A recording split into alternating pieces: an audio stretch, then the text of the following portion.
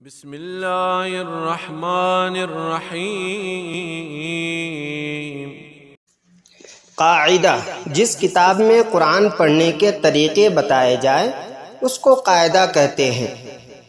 سبق نمبر 1 یہ نقطہ ہے، یہ نقطے کی پہچان کر لے۔ یہ آخری سبق ہے نقطہ اور الف با کا۔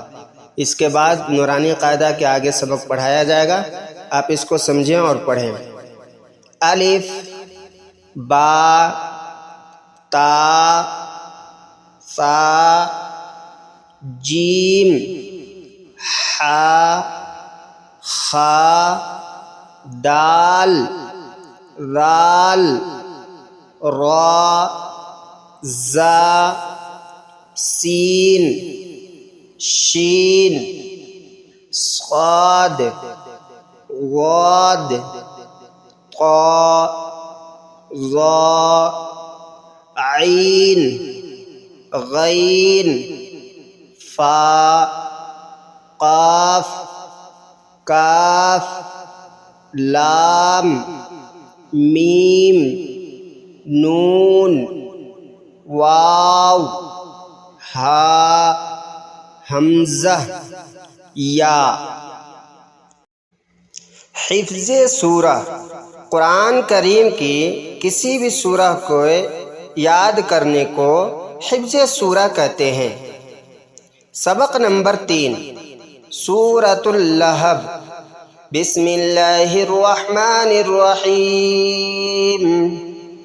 تبت یدا ابی لہب وتب، ما اغنی عنہ مالہ وما کسب، سیصلی نارا ذات لہب وامرأته حمالة الحطب، فی جیدها حبل من مسد۔ دعا و سنت: اللہ سے مانگنے کو دعا اور ہمارے نبی حضرت محمد صلی اللہ علیہ وسلم کے طریقے کو سنت کہتے ہیں۔ سبق نمبر 4 کھانے کی سنتیں۔ نمبر 1 دسترخوان بچھانا۔ نمبر 2 دونوں ہاتھ گٹوں تک دھونا۔ نمبر 3 ایک زانو یا 2 زانو بیٹھنا۔ نمبر 4 ٹیک لگا کر نہ کھانا۔ نمبر 5 کھانے سے پہلے کی دعا پڑھنا۔ نمبر 6 دائیں ہاتھ سے کھانا۔ نمبر 7 3 انگلیوں سے کھانا۔ نمبر 8 اپنے سامنے سے کھانا۔ نمبر 9 بہت زیادہ گرم نہ کھانا۔ نمبر 10 کھانے میں عیب نہ نکالنا۔ نمبر 11 اگر لقمہ گر جائے تو اٹھا کر کھا لینا۔ نمبر 12 برتن اور انگلیوں کو چاٹ کر صاف کرنا۔ نمبر 13 کھانے کے بعد کی دعا پڑھنا۔ نمبر 14 کھانے کے بعد ہاتھ دھونا اور کلی کرنا۔ عقائد: آدمی جن دینی باتوں پر دل سے یقین رکھتا ہے ان کو عقائد کہتے ہیں۔ سبق نمبر 2 کلمہ شہادت: اشہد ان لا الہ الا اللہ و اشہد ان محمدًا عبدہ و رسولہ۔